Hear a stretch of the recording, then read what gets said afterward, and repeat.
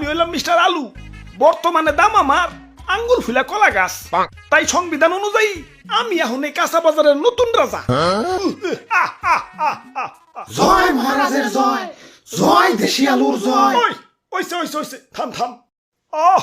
রাজা হইয়া ভালোই লাগতাছে। জানি না কতদিন রাজা থাকতে পারুম।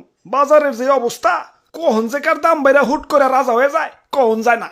তাই যতদিন রাজা আছি রাজত্ব উপভোগ করতে হইব। মন্ত্রী। জি হুজুর।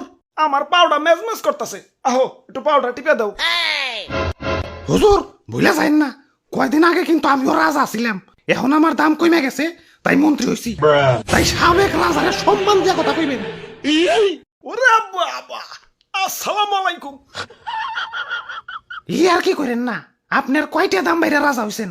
আসছিলেন তো 20 টাকা কেজি, হুট করে 400 টাকা কেজি হইয়ে রাজা হইছেন। আর আমি কেমনে রাজা হইছিলাম জানেন? আমার কেজি তো 1200 টাকা পর্যন্ত উঠে গেছিল। ওই তুই মুখে মুখে তর্ক করস, তোর বোটা কিন্তু টান দিয়া ছিড়া ফেলাম। ওই তোর বোটার কোনো প্রয়োজনীয়তা আছে? তুই এটা নিয়ে ঘুরস কে? হ্যাঁ, কেউ যদি 1.5 কেজি মরিচ কিনে 1 কেজি তো তোর বোটাই পায়। আমার রাজ্যের নিরীহ মানুষে তুই ঠকাস। ওই ওরে আমার রাজ্যের বাইরে ফেলে দেয়। যত বড় সাইজ না তত বড় কথা।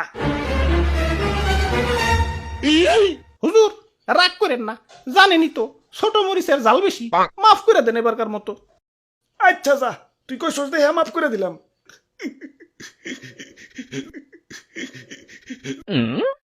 ওই আমার অনেক অনেক ক্ষোভ আছে। আমার দাম যখন স্বাভাবিক আসিল, মানুষ আমার দাম দেয় নাই। যাতা তরকারির সাথে আমার রানছে।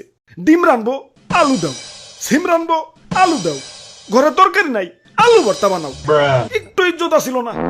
গরুর মাংসের সাথে আমার রানলে তাও নিজের একটু বড় বড় মনে হইতো। কিন্তু একদল লোক আবার সেই মাংস থেকে আলু মালু সাইটে রেখে বাইসা বাইসা খালি মাংস খাইতো। এখন আমার সস্তা মনে করস ভালো কথা। এভাবে সাজিয়ে গুছিয়ে গরুর মাংসের সামনে আমার অপমান করার মানেটা কি? আমার কি কোনো আত্মসম্মান বোধ নাই? এখন দাম বাইরা রাজা হইছি, কিন্তু অতীত ভুলা যায় নাই। প্রতিশোধের লেলিহান অগ্নিশিখা এই রক্তে প্রবাহিত। যারা আমার দুঃসময়ে মাংসের তরকারি থেকে বাচ্চা বাচ্চা মারে সরিয়ে রাখছে, আমার অপমান করছে, ওদের আমি কাছে পাইলে ইস কি যে করমু, ওদের আমি শুলে জানাবো। চুপ, হ্যাঁ তো